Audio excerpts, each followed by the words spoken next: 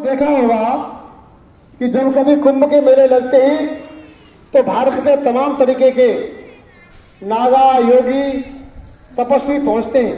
उनकी अलग अलग तरीके की तपस्याएं होती हैं। इसी तरीके से एक तपस्या ये भी थी कि धीमे धीमे खाने को त्याग करके, भूखे रह करके भी तपस्या की जा सकती है।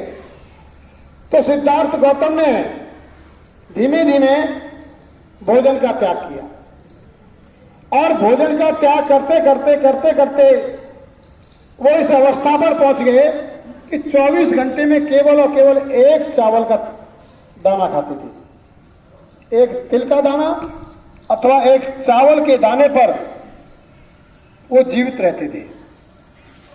और घनघोर जंगल में, जिसमें साधारण आदमी साहस नहीं कर सकता जाने का, ऐसे घनघोर जंगल में जहां भय का वातावरण रहता था, जंगली जानवरों के हमले का डर रहता था, ऐसे घनघोर जंगल में भीषण गर्मी में एक ही ध्यान अवस्था में सिद्धार्थ गौतम महीनों तक बैठे रहते थे। और गर्मी के समय में धूप में भी पड़े रहते थे। सिद्धार्थ गौतम जितना शरीर को कष्ट दे सकते थे, अब तक के जो भी ऋषि थे उनसे बढ़कर के अपने शरीर को कष्ट दे रहे थे। और चित्त की एकाग्रता लगा करके यह जानना चाह रहे थे कि शायद ईश्वर की कोई शक्ति प्रकट होकर के मुझे दर्शन दे और उससे कहे कि तुम्हारी तपस्या पूर्ण हुई, हम खुश हैं। इस ध्यान साधना में उन्होंने 6 वर्ष व्यतीत किए, लेकिन सिद्धार्थ गौतम को कुछ अनुभव नहीं हुआ। मेरा कुछ अनुभव नहीं हुआ। कोई परम शक्ति अवतरित होकर के सिद्धार्थ गौतम के पास नहीं आई।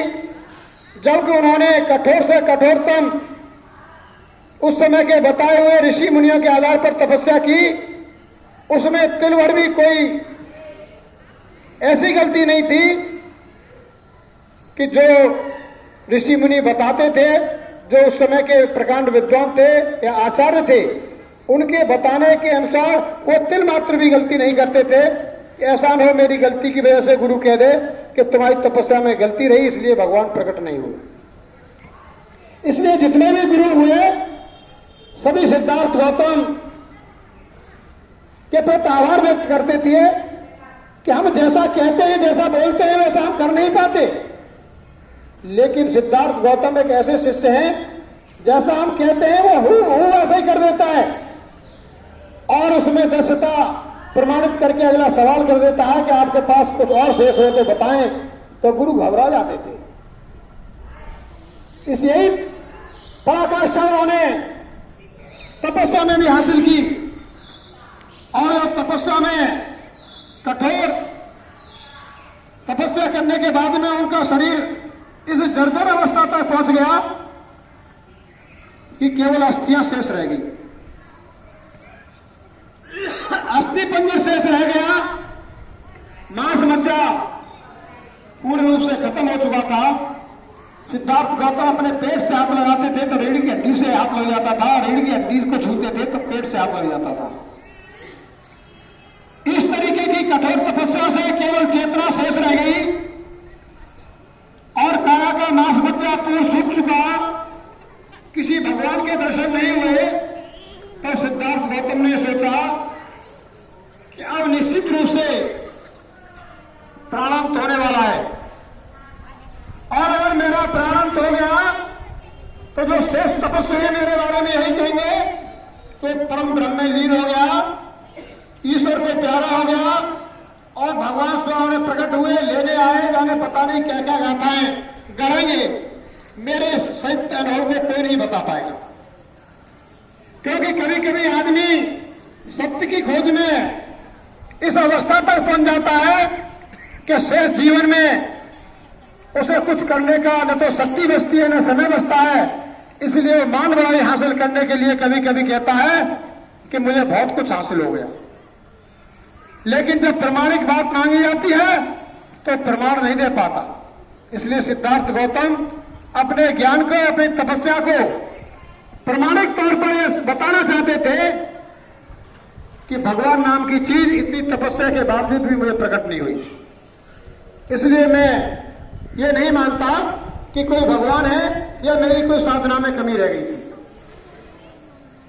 इसलिए उन्होंने तपस्या को त्यागने का निर्णय लिया और तपस्या त्यागने का निर्णय लेकर के वो तपस्या से उठ करके एक वृक्ष के नीचे जाकर बैठ गए।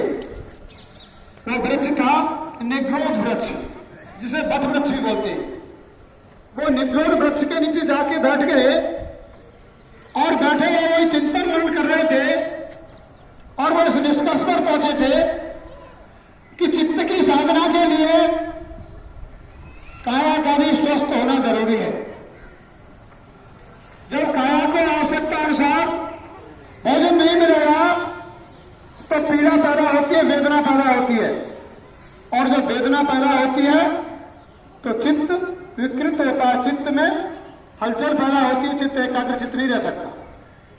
छोटा बच्चा जन्म लेता है, जब उसके अंदर भूख महसूस होती है अंदर से तो शब्द नहीं बोल पाता, लेकिन रोने लगता है, सीखने लगता है और मां साधारण से अंदाज लगा लेती है कि इसे भूख लगी है। तो ये वैज्ञानिक रूप से सिद्ध है कि शरीर की भी अगर आवश्यकताओं को पूरा नहीं किया गया तो अकेला चित्त या मन एकाग्र नहीं हो सकता। इसलिए इंग्लिश में कहावत है, sound mind in sound body. स्वस्थ मस्तिष्क स्वस्थ शरीर में निवास करता है। इसलिए काया को भी स्वस्थ रखना जरूरी है। इसलिए सिद्धार्थ गौतम ने अपनी कठोर तपस्या का त्याग करते हुए और चिंतन मनन की अवस्था में बैठ गए। आगे क्या घटित हुआ इस कथा को हम कल बताएंगे। आप लोगों ने ध्यानपूर्वक सुना, इसके लिए बहुत बहुत साधुवाद। आप सबकी मंगल कामना करता हूं। आपके अंदर बैठे बुद्धत्व को मैं सत वंदन करता हूं, नमन करता हूं और आप सबकी मंगल कामना करते हुए भवतु सब मंगलम, भवतु सब मंगलम, भवतु सब मंगलम।